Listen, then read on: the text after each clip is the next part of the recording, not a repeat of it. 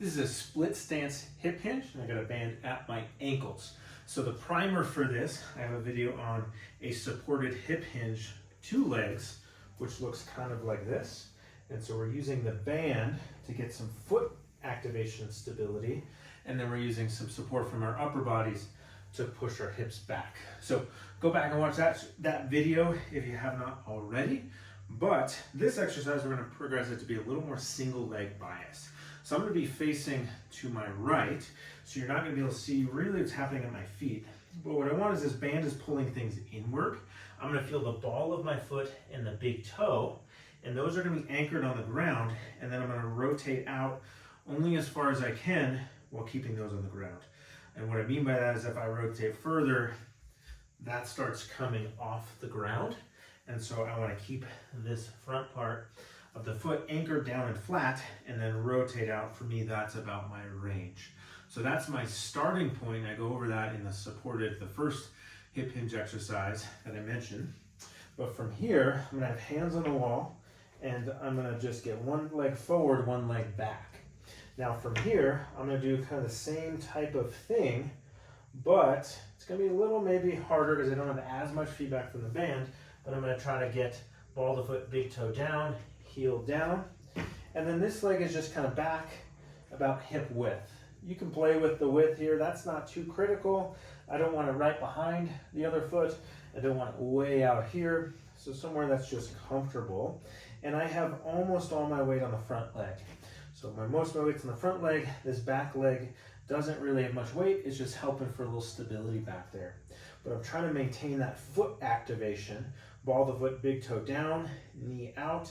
And the band really is just providing me a little feedback about where that front foot and ankle are in space. Now from there, I'm going to just push my hips back until you feel a little bit of a stretch, maybe in the hamstring, maybe by your back pocket of that front leg. And then to come up, I want to think about pushing into the ground. So I'm going to push back a little bit with my hands to about there, and then I push into the ground. Push back to come up, thinking about these points of contact driving into the floor. And then I'll switch. I'm going to be here, sending the hips back, pushing into the ground.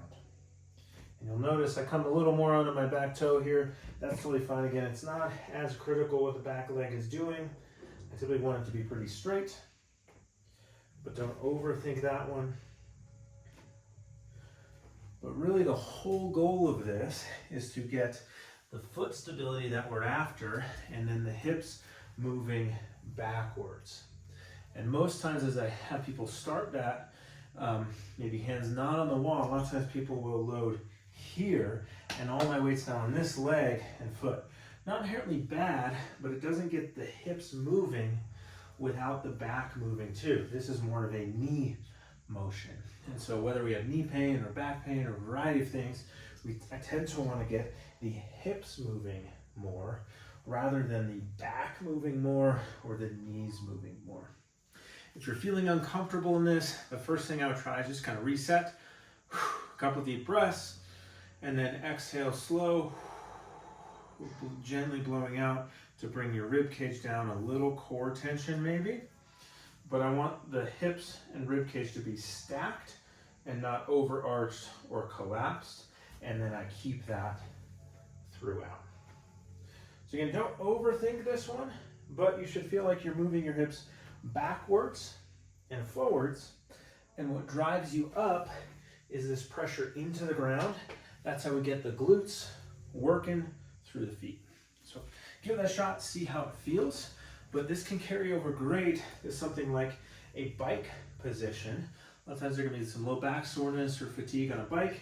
And so if I'm standing on a bike pedal, but not pedaling, my feet are more like this. And so I can send my hips back and just reset my position a bit. So that's one application for this, but then it's a great movement drill in its own right. And as people progress, we can then add weight, all sorts of different